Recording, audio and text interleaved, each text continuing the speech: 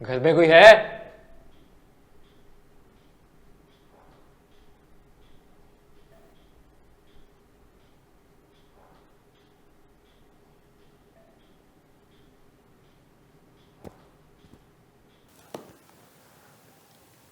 कौन? ऊपर आ जाओ, दरवाजा खुला है।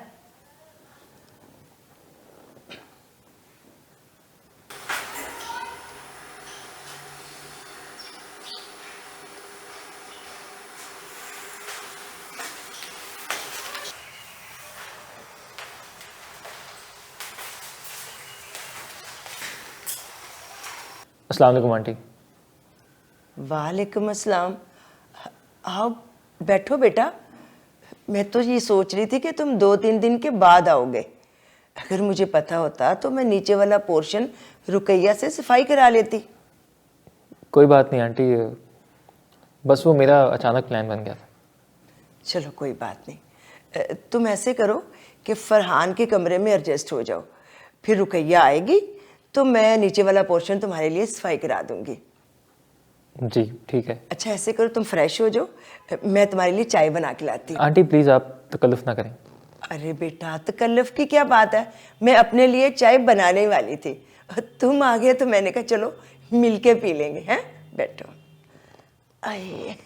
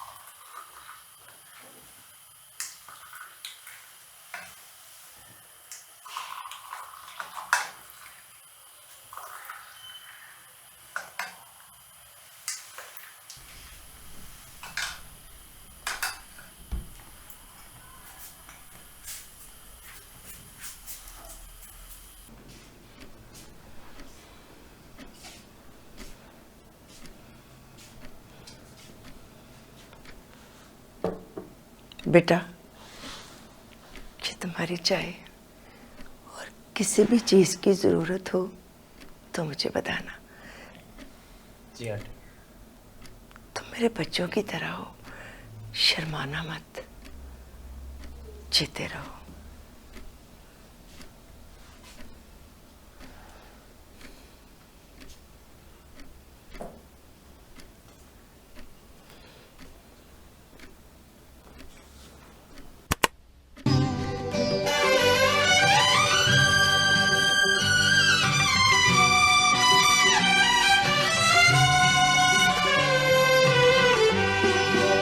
नियत शौक हर न जाए कहीं, नियत शौक हर न जाए कहीं, तू भी दिल से उतर न जाए कहीं, नियत शौक हर न जाए कहीं।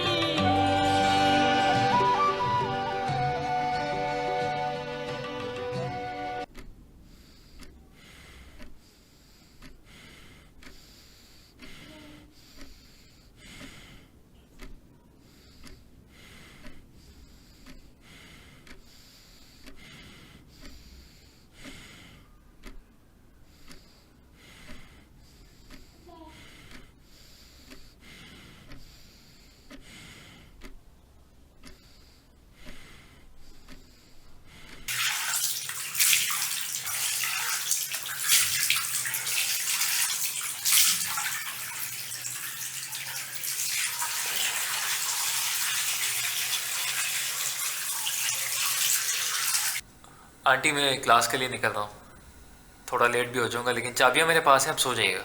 अरे बेटा, नाश्ता तो करते जाओ, खाली पेट पढ़ाई कैसे करोगे? आंटी अभी बहुत टाइम हो गया, फिर कभी सही। नाश्ता भी भला फिर कभी होता है?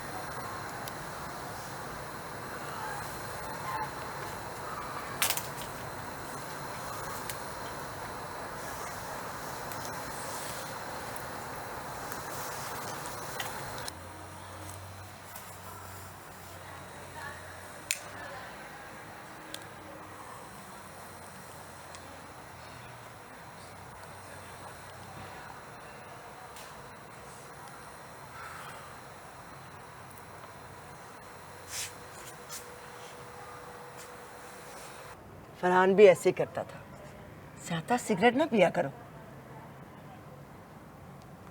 आंटी ये तो बस कभी कभी मैं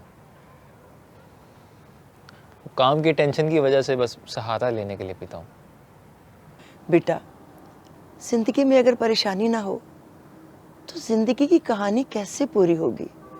हर इंसान की एक अलग कहानी होती है, और अगर कहानी में ट्विस्ट ना हो तो जिंदगी अधूरी होती है। देखो बेटा, ये छोटी मोटी टेंशनें ना लिया करो, this is part of the life. अच्छा ये बताओ, मैं तुम्हारे लिए क्या पकाऊं? नहीं आंटी, मैं बाहर से खा के आया हूँ, अब बस काम करूँगा। देखो बेटा, बुरी बात है, बहुत बुरी बात है। कितनी दफा समझाया, खाना घर से खा लिया करो, इस तरह तुम्हारी सेहत और खराब हो जाएगी। कोई बात नहीं आंटी, ऐसे तो आप मेरी आदतें ख़राब करेंगी। क्या मतलब है तुम्हारा?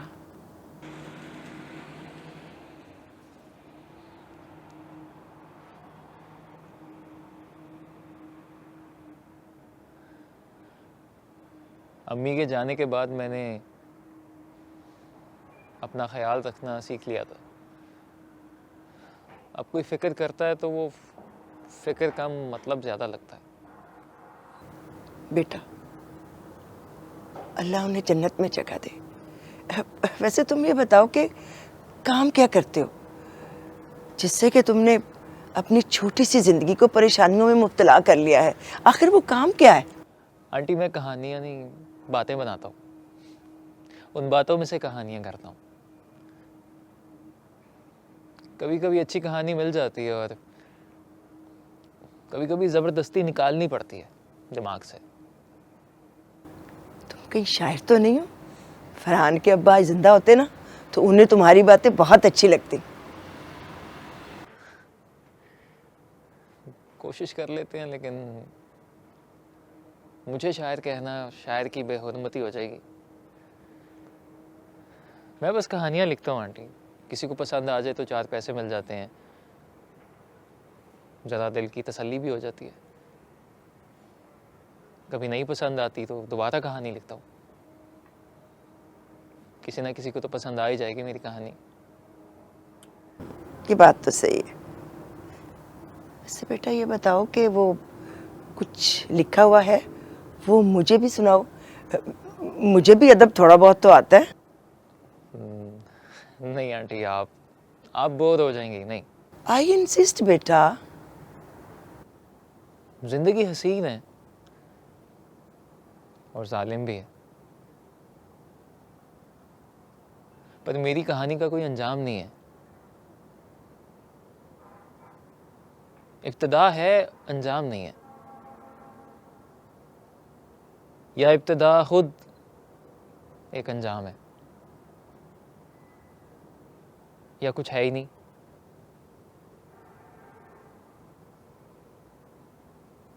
बस मेरा गुमान है। गुमान है?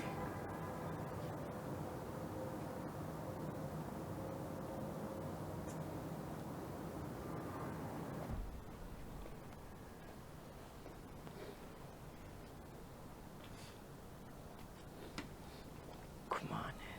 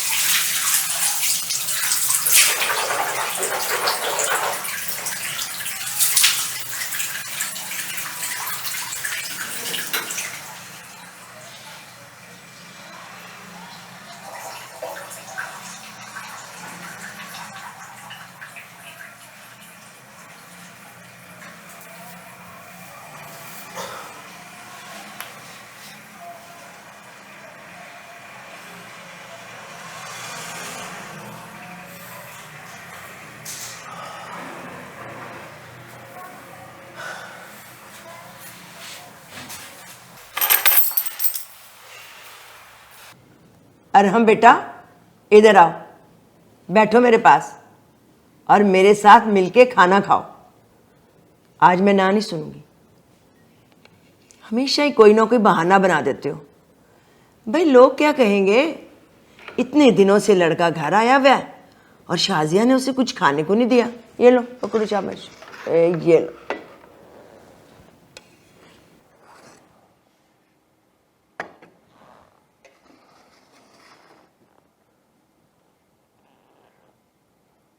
आंटी आपका बेटा कहाँ होता है? आह, बेटा वो तो अमेरिका में रहता है। कह रहा था ईद पे आएगा। उसकी बुक्स और पेंटिंग्स की कलेक्शन काफ़ी अच्छी है। आप कब से अकेली रह रही हैं?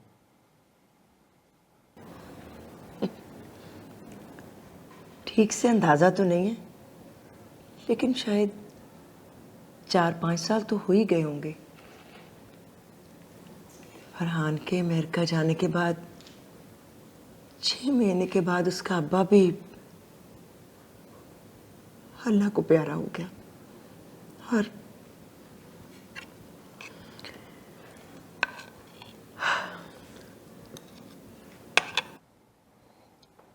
आंटी आपको मेरी बात बुरी लगेगी, लेकिन मुझे लगता है आपने ज़िंदगी की तलखी बहुत देखी है। और ये जो मुस्कुराहट है आपकी, इसके पीछे बहुत राज छुपे हैं। नहीं नहीं बेटा, मैंने बहुत अच्छी जिंदगी गुजारी है। मेरी जिंदगी का कोई राज नहीं है।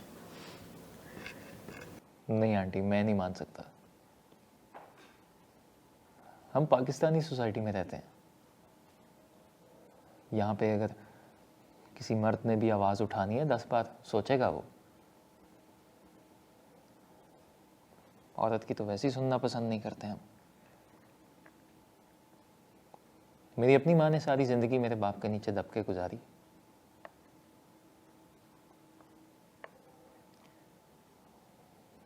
और उनके जाने के बाद भी मैंने कभी अब्बा के मुंह से कोई अच्छे अल्फाज नहीं सुने उनके बारे में। बेटा ये माशरा ऐसा ही है, हमें इसके मुताबिक चलना पड़ता है। खूबसूरती को हमेशा तलाश करना पड़ता है। और मेरी माँ ने मुझे हमेशा यही सिखाया है और मैं इसे भूल नहीं सकती कभी भी। मर्द का क्या है? थोड़ी देर के लिए गरजता है और फिर ठंडा हो जाता है। और अगर औरत उसे बर्दाश्त कर ले तो फिर सारी जिंदगी सुकून से गुजर जाती है।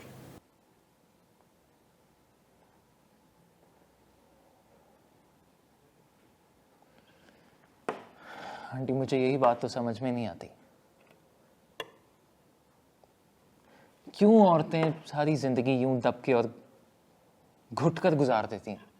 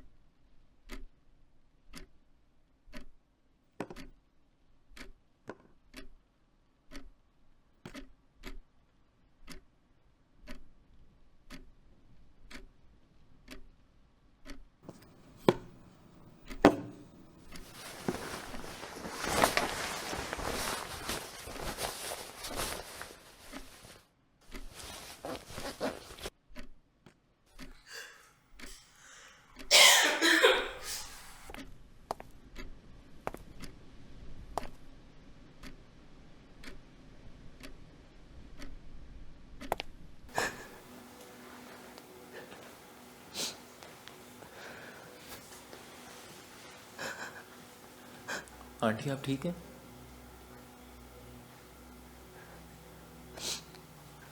फरहान,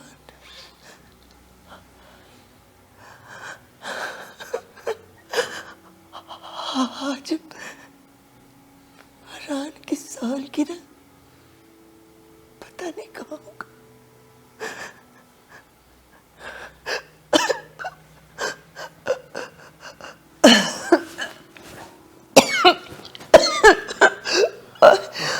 आंटी आप ठीक हैं? आपकी मेडिसिन नहीं नहीं बेटा, मैं मेडिसिन नहीं लेती, मेरी आदतें खराब ना करो। नहीं, मैं आपके लिए दवाई लेके आता हूँ, आप बैठे हैं। अरे रहने दो। इधर मेडिकल स्टोर तो यार आसपास कोई नहीं है वैसे, लेकिन ये पहली दफ़ा देखा है आपको इधर। सोसाइटी के ही हैं आप? हाँ जी, किधर रहते हैं आप? मैं ये ग्राउंड के सामने 119 से। यार वो घर तो 2 साल से खाली पड़ा हुआ है। जब से शाजिया आंटी की डेथ हुई है उधर तो कोई रहता ही नहीं है। आप कब आए हो सोसाइटी में?